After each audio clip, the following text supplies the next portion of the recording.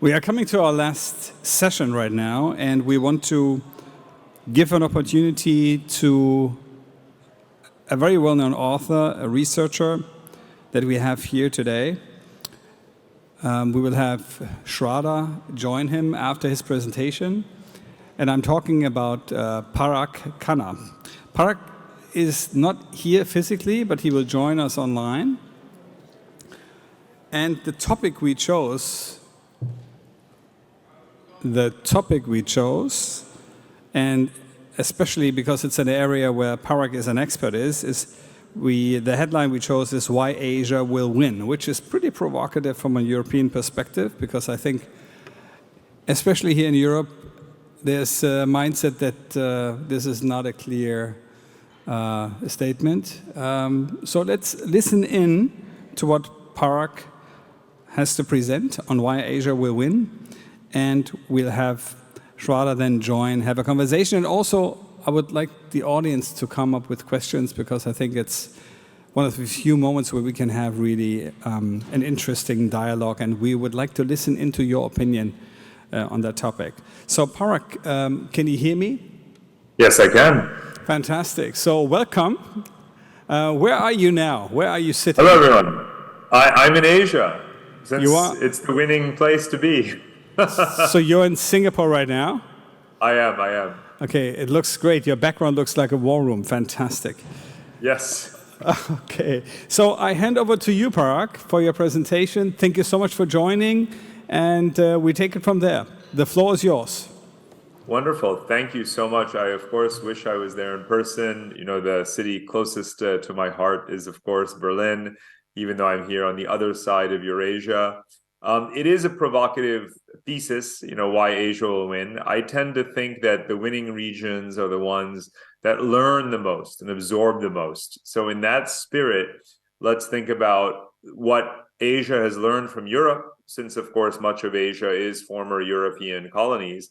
But let's also think about what Europe can now learn from Asia. And that's that's a question that just almost never gets asked, in the same way that Americans never ask, what can we learn from the rest of the world? It's really time for regions to learn more and more from each other.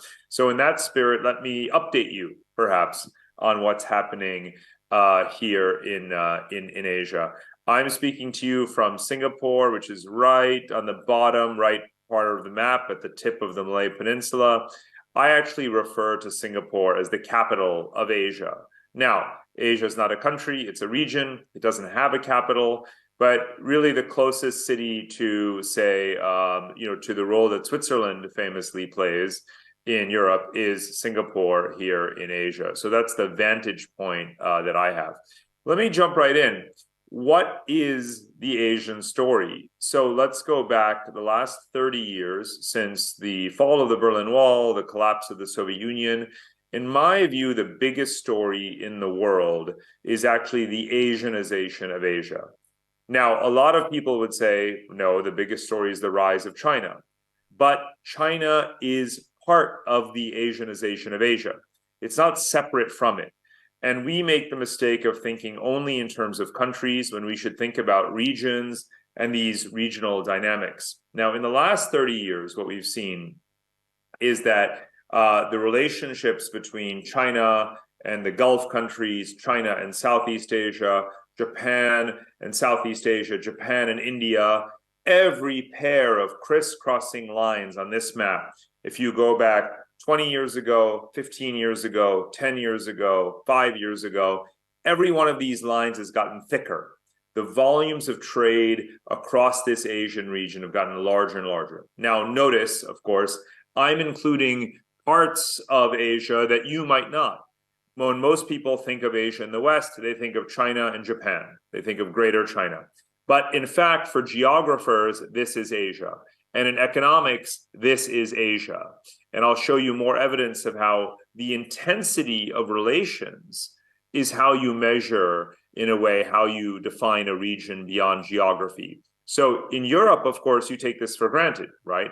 Intra-European relations are more intense and dense than relations with regions outside of Europe. Well, that is now true of Asia. This used to be a region that was really, in a way, driven by the dynamics of colonialism and the Cold War. That's not true anymore. Now, Asia determines its own fate. Asia's relations with each other, nations within Asia, are more intense than they are with the rest of the world. So it's time to appreciate that Asia can replicate some of those lessons from European history. Now, it will never have a supranational European Union style institution. There will never be an Asian Union, not even close. But that said, some of the underlying dynamics are quite similar. So, just going through the facts very quickly.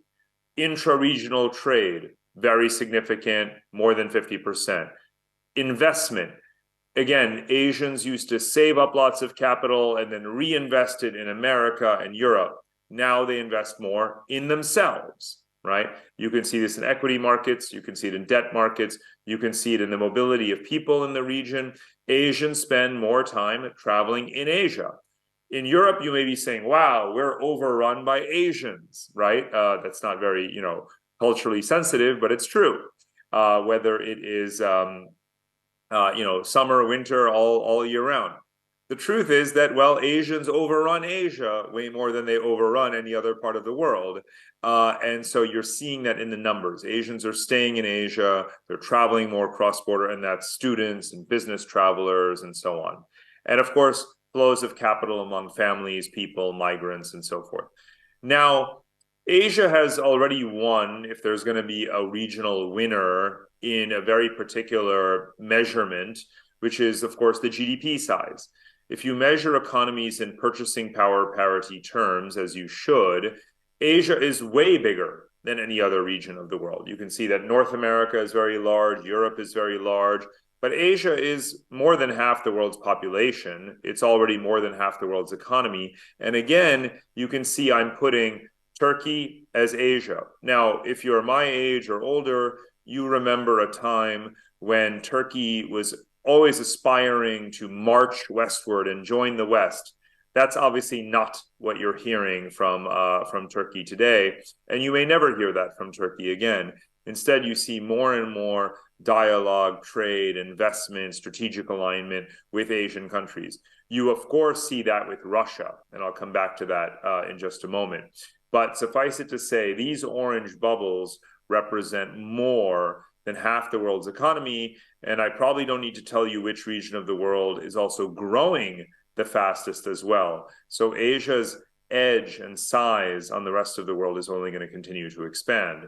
Now, if you look at the potential for growth, the existing wealth, meaning already the largest share of GDP, already some of the richest countries in the world in terms of per capita incomes, and also the momentum for growth. Like if you look at regions like South Asia that are poor but growing very fast, all of those numbers point to ever more wealth, consumption, and so on. So Asia is getting there very quickly. Here's another one of the metrics that I look at, and this is very significant in terms of momentum. This is, I'm juxtaposing here the debt on the y-axis and the investment share of GDP on the x-axis. And the investment share of GDP is a really good measure of whether or not countries are spending in the right way. Are you modernizing your society? Are you maintaining your infrastructure? Are you building new things? Whether it is roads or bridges or tunnels or hospitals and schools. But are you also keeping your debt levels relatively low? And you can see that there's all of these countries in orange are the Asian countries that are moving to the right in terms of the quality of their infrastructure while keeping it affordable for their economies. And that's part of the reason why Asia has such strong momentum. Now, Asia, as I said, is not just China. It's not just Japan. It's not just the wealthy tiger economies that historically are like Taiwan and Singapore. In fact, it's really multiple drivers. Japan is the original driver, and even though it's aging and growing slow, it's still a technological powerhouse and still a very large economy, multiple $1 trillion. And it invests so much into the other Asian countries to help to accelerate their growth. Then you have the tiger economies, South Korea, Taiwan, Singapore, wealthy, sophisticated, aging. They're also driving growth in the region. China is actually the third wave of Asian growth in the modern period since World War II. And why did China become China? Well, it was copying and learning and receiving investment from Japan, from the tigers. And that's what accelerated China's rise in the 80s, 90s, 2000s, and subsequently. Now, don't forget that you have a fourth engine or motor of Asian growth, and that's South and Southeast Asia, the countries in yellow. Now, these countries are 2.5 billion people. It might be hard to wrap your heads around this, but this is, about 4 to 5 times the population of Europe just in the countries in yellow. And they're the youngest, among the youngest societies in the world, next to those of the Arab world and Africa. Very, very young populations, very young median age, and very fast growth rates. So the future of Asia is not just China. It's certainly not Japan. It is these, what I call the fourth wave countries that are starting to, again, copy and learn from and get investment from the Asian countries that are already wealthy and mature. So you can see that dynamic playing out here in Southeast Asia. You can see the cross-border infrastructure investment. You can see them trying to, bring their supply chains together, draw that investment from companies and from around the region. And on this map, you have about 700 million people. So this is just a bit bigger than the EU in population.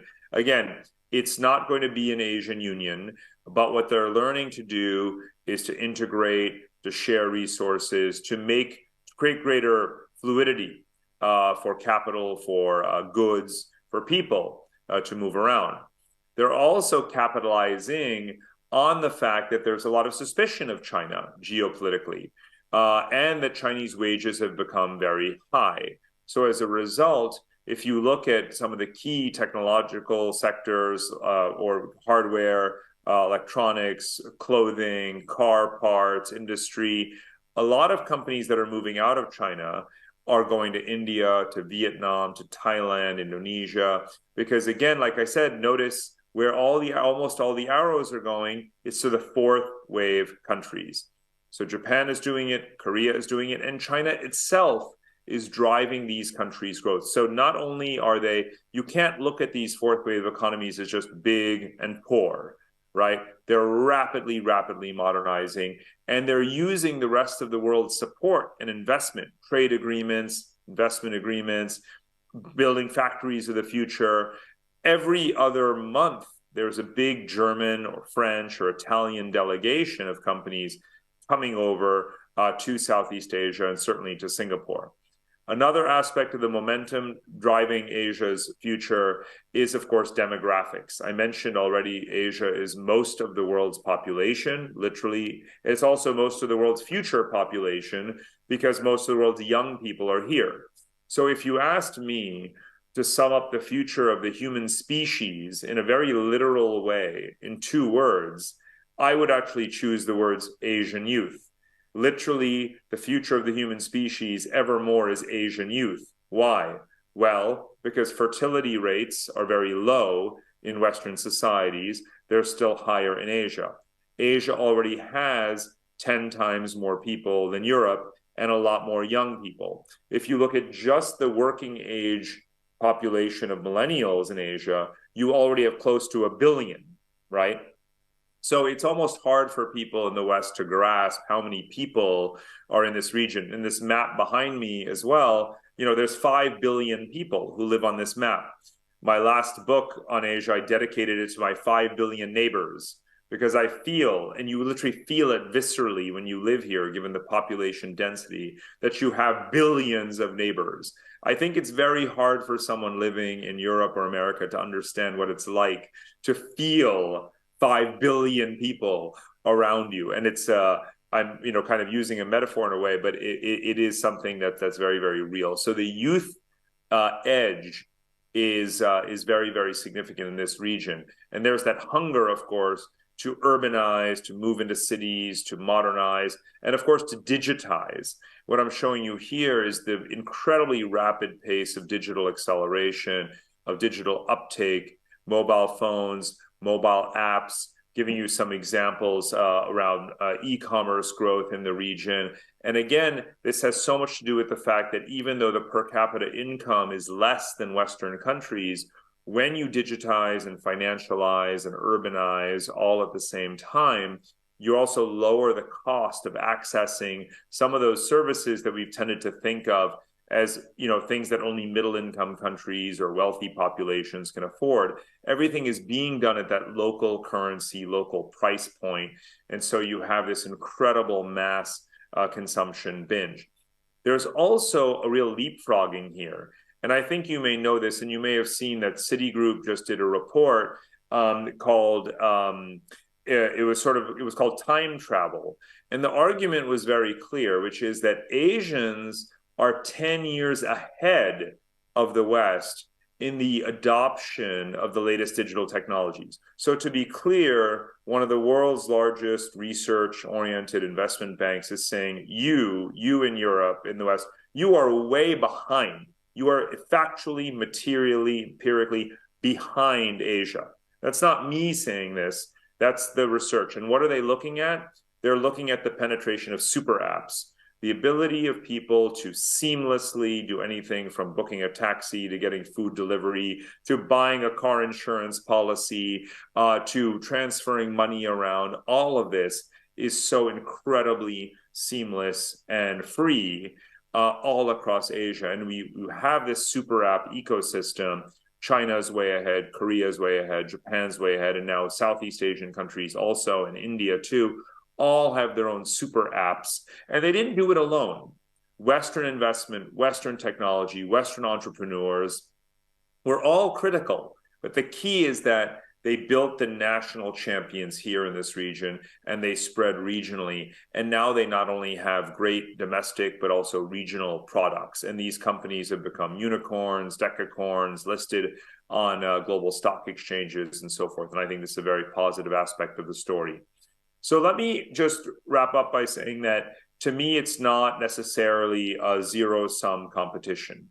My mental model and geographical model of the future is really built upon the idea that we are resurrecting that era of history from before the Cold War, before even colonialism.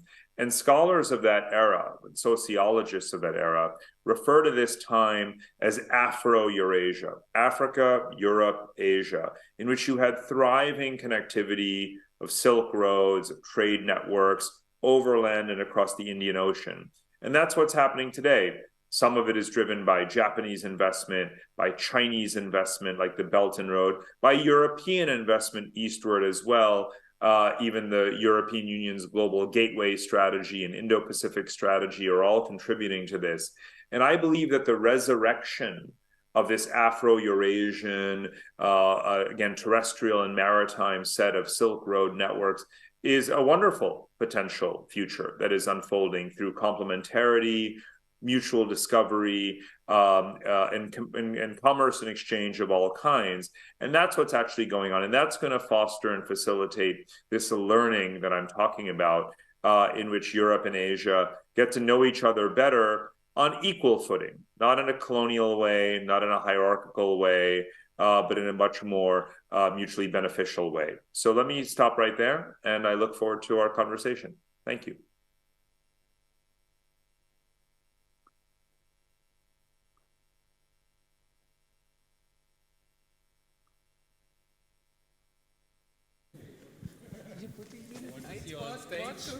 What to ask?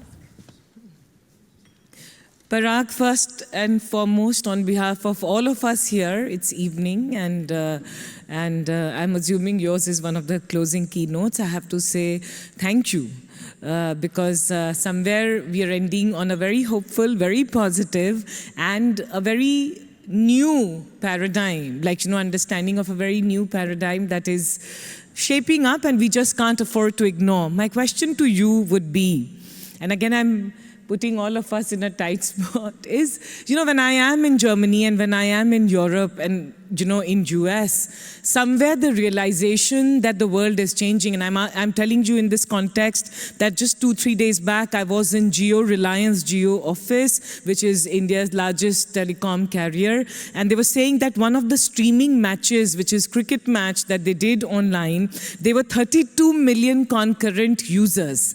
Now that's one of the biggest sporting event digitally. Things are changing, but the appreciation or understanding, at least among the government, people of influence, is still less in the West.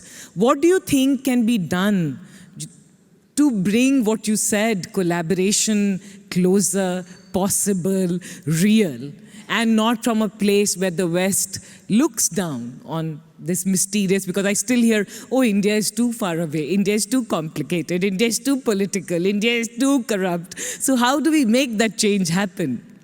Well, that's not all wrong, of course. But I think that let me make the first point in a fairly blunt or almost harsh way. And I think this is something I wrote in my book, and I think it's kind of hit home. And I think that everyone in the room who's European needs to understand this. Not that you necessarily, not that young Europeans in particular don't necessarily have a condescending view towards Asia. They may be naive about Asia or ignorant about Asia, but they're not condescending the way older Europeans would be. But the message either way is the following, and this is really something that I want to state very clearly. Asians do not care what you think. I'm going to say it again. Asians do not care what you think. The 5 billion people on this map, right, do not care at all whether Europeans learn about Asia or don't learn about Asia, whether you choose to profit from Asia's rise or don't choose to profit from Asia's rise, whether you think their political systems are mature and admirable and sophisticated or not. They do not care what you think. They will not spend 1 minute from the time they wake up to the time they sleep wondering if in the Financial Times or Die Zeit or wherever, whether positive or negative things were said about them. So please, everybody, take this to heart. Even if you're full of admiration for Asia, remember, they still don't care. They do not need your blessing. They do not need your endorsement. They do not need your opinion. They don't care because they're busy spending every day, every minute building Asia, right?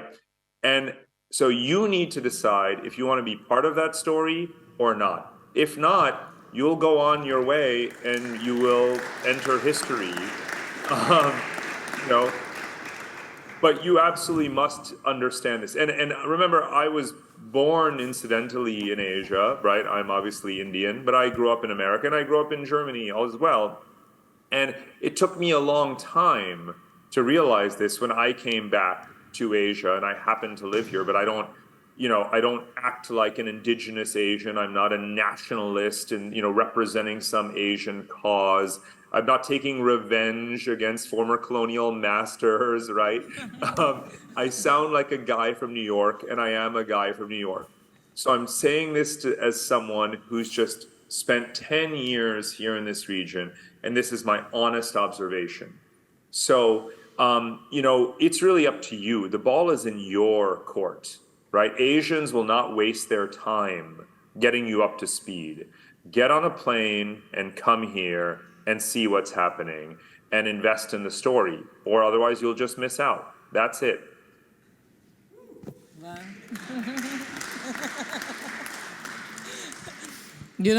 It's very rare that I get speechless and I'm like, bas ab iske baad nothing. As in, it's amazing, amazing, and mic encouraging. Drop, kaise kehte hai, Hindi mein kaise kehte hai, mic drop.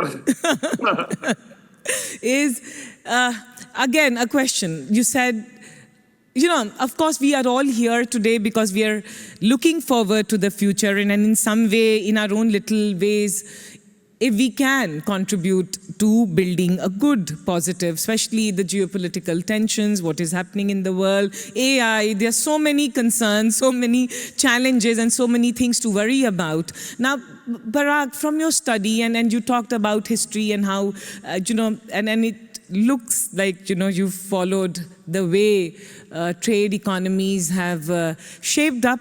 What are one or two practical things, besides taking the plane, that we could do to bring both the worlds tangibly together? Well, I do want to say that there's a couple of things that I still believe that, and I'm very pro-European, actually, very, very pro. Most Americans are very dismissive of Europe. I've been fervently pro-European since I was, 15 years old, and still remain that way. And one thing that I always point out is that Europe has the most desirable model of social democratic welfare states, in the world. It is by far the highest standard of overall dignity that exists in countries, and far superior to America and far superior to most Asian societies. And so, but that shouldn't be imposed, right? It's something where I think mutual exchange can educate Asian societies on what they can aspire to do better, in a way, raising the floor, again, having better welfare states, having stronger multi-party parliamentary democratic systems. This is Europe's sterling achievement, and it is far superior in Europe to anywhere in the world. So that kind of cultural dialogue, intellectual dialogue would be great to have more of.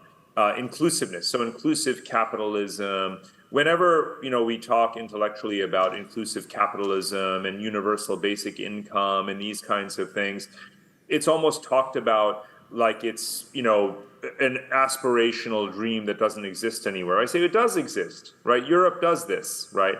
So how can what lessons can be learned around how to build inclusive societies and use technology, right, to do those? I think what you'll find is that Asians just embrace technology, as I was saying, this Citigroup report does. But for yourselves as entrepreneurs, right, as technologists, as investors, there's a huge zone of opportunity here, because if Asia were a country, if even Southeast Asia were a country, this area again of 700 million people here, if this were a country similar in population to Europe, it would be by far the most unequal country in the world, right? And it would be far more unequal than Africa, because Africa doesn't have nearly as many rich people, and it doesn't even have nearly as many poor people, because it doesn't have nearly as many people. So Asia actually does have a long way to go. Like I said, I'm not an Asian triumphalist, right? I just know that they recognize the problem, right? That there are hundreds of millions of poor people right here on this map in this zone. So if you want to test out your business models, right, around everything from affordable, eco-conscious technology to empowering women through digital finance and tools, Asia is your test bed.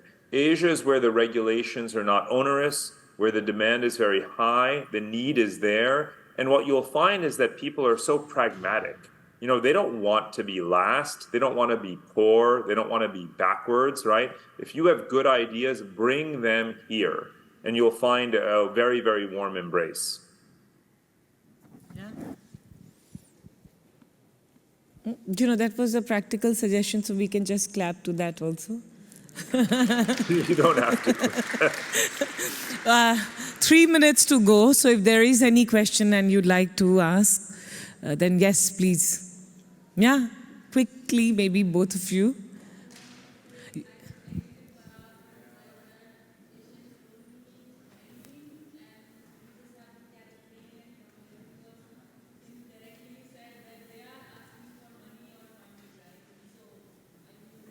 Who is asked? No, I don't think so he meant that. Yeah, can you, so basically, Parag, what's your name? Sapna. Samta. Oh, that's a very nice name. Samta, what Samta is saying, that she doesn't agree with you, because when you said that take a plane and come to Asia, what you're saying is that Asians need money, or they need, and that's why you need to take a plane and come. So what I'm saying is you didn't mean that. What you meant is that Asians don't care if you come with your money or you come empty pocket, because Asians are busy building, confidently, unapologetically busy building. and confident. And I also like that about Asia. Yeah, I come from India as well, and I come from India as well, and I have seen the reason of me coming here 13 years back in Germany was that it's not what it is. It has changed for sure, but still it has to change more. Absolutely. Thank you. Till we die, we have to keep changing. Yes. Thanks, Samta. Next. Okay. Yes. Yeah, thanks a lot for those very interesting insights, also highlighting a lot of kind of like economic factors of development. However, I want to ask also about the topic of like, democracy and also the understanding of human rights. I found it very interesting that you saw China as almost like the second most recent kind of like race of an Asian country. But how is it actually when you now look at South and Southeast Asia in the future? Do you think that those countries will develop more into a kind of like process of also adopting Western understandings or primarily Western understandings of human rights and democracy? Or do you think they will follow more kind of like the Chinese model, which basically also does not really care so much about what the Western world thinks of them?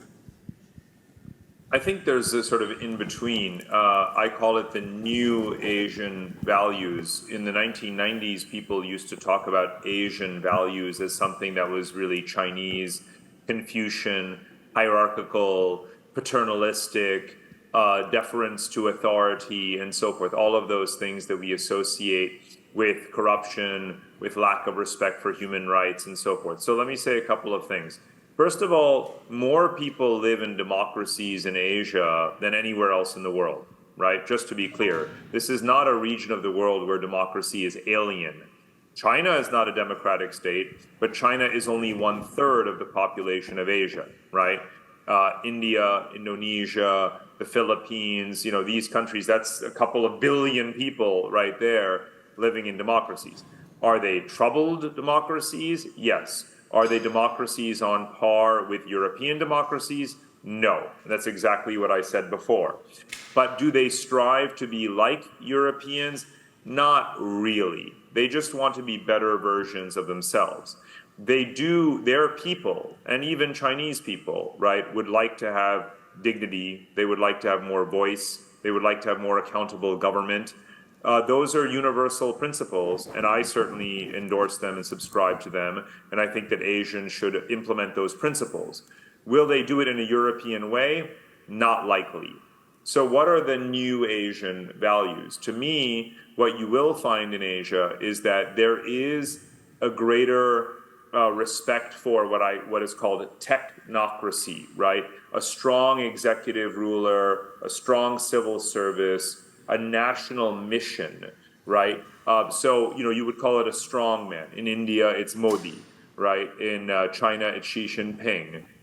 Japan, by the way, is a one-party state, basically, right? It's a democracy, but only one party ever wins, right?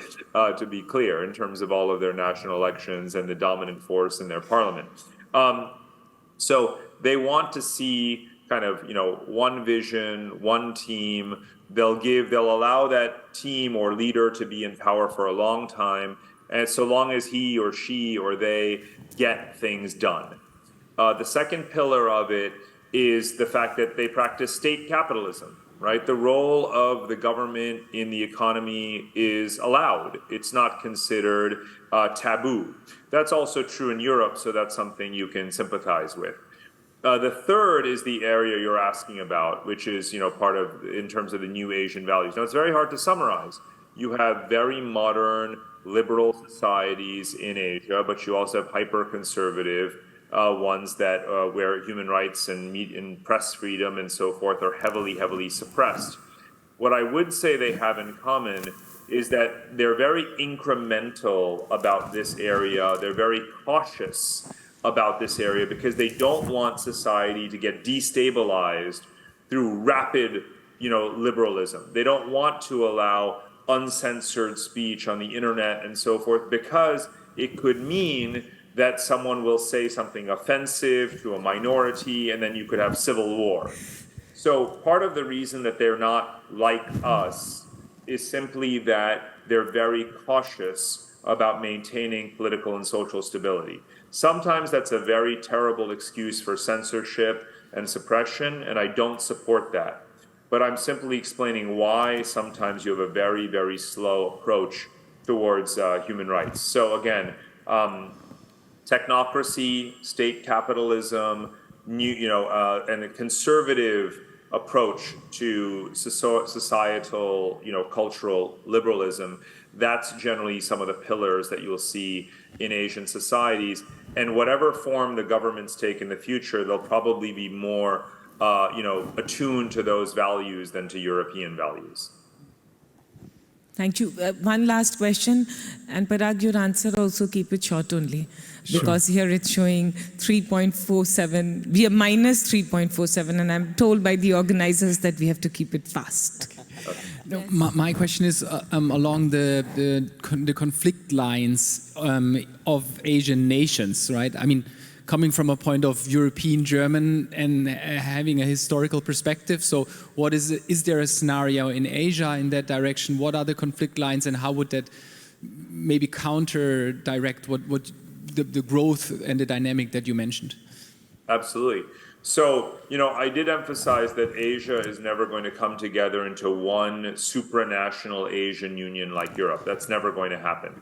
Many of the major powers in the world that despise each other are in Asia: China, Japan, India, right? Russia.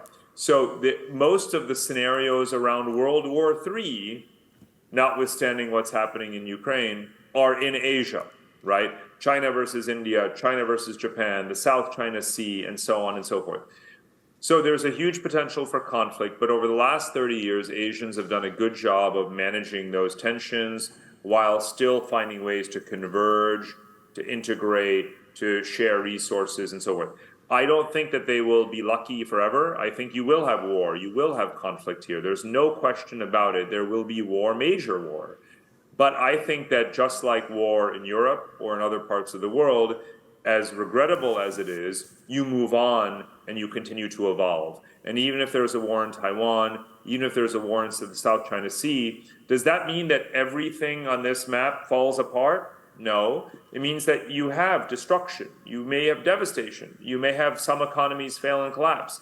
But the Asian story and momentum and whatever comes after that is also going to happen, right? So in some ways, Asia's rise is inevitably underway, even if you have war. Thank you so much. Thank you, Parag. Thank you.